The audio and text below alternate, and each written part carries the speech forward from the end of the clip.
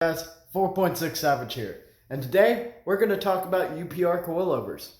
Now, when I was at Ford Fest, I picked up a set. I picked up some 175. Well, they were supposed to be 12-inch springs, but they gave me 14. So I called UPR, and UPR went ahead and free of charge sent me out some 12-inch springs. So I've got 175 12s, and go ahead and I'll show you here. I've got them mounted up here, and I still got to do some height adjustment on them. I had to add wheel spacers with these rims. Now, the reason I added wheel spacers, I shouldn't say I had to. The reason I added wheel spacers was because the tire was sitting too close to the adjusting ring and the spring, and it made me feel uncomfortable to where it's at. So I changed it. I only put 1/4-inch spacers on it, so they're all right. As you can see them over here. My kit did not come with the spanner wrench, and UPR sent me one out for free, so that was a plus. So what are my thoughts on them? My thoughts on the UPR coilover kit.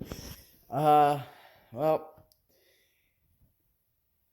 there's not a lot of, they don't come with instructions.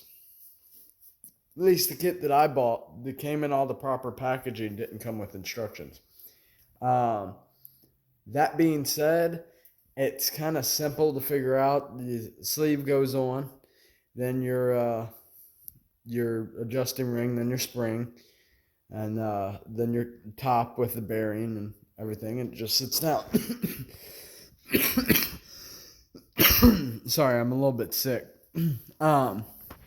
So about the UPR coilovers. The thing I don't like about them is they're very noisy. And I shouldn't say, I don't really care, because I've done a lot of things to Rose already that noise just really isn't a concern. But when I hit a bump and it sounds like I'm breaking something, or, it's the spring popping, it kind of bothers me. But aside from that, once you look over that, it's fine. The other issue I have is very hard to set ride height. You've got to, and of course it's with any coilover car, I'm just lazy. You've got to take it, adjust it, put the wheel back on, and take it off.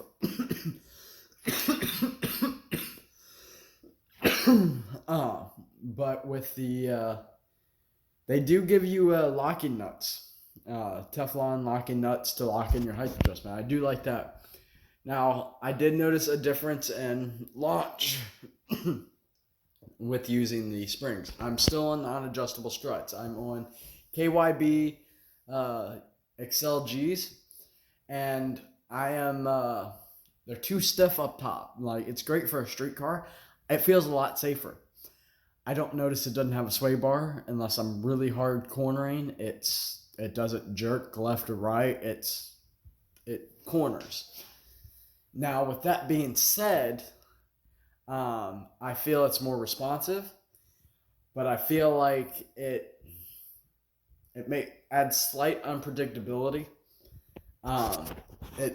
Until you get used to it, it's very very jumpy. Like, you turn and it almost immediately turns. It's not that, people who've driven know what I'm talking about. There's when you're cornering, there's just this instance. Now, I didn't set this up to corner. It just surprised me that it could corner. Now, on hard accelerations, I no longer get any front end left, and that is due to the front end. The shocks have a stiffer rebound rate, so they don't want to lift as much as they did with the the other one. So the way I'm going to solve that is we're going to go ahead and we're going to put some adjustable struts on it, but that's thing for time being.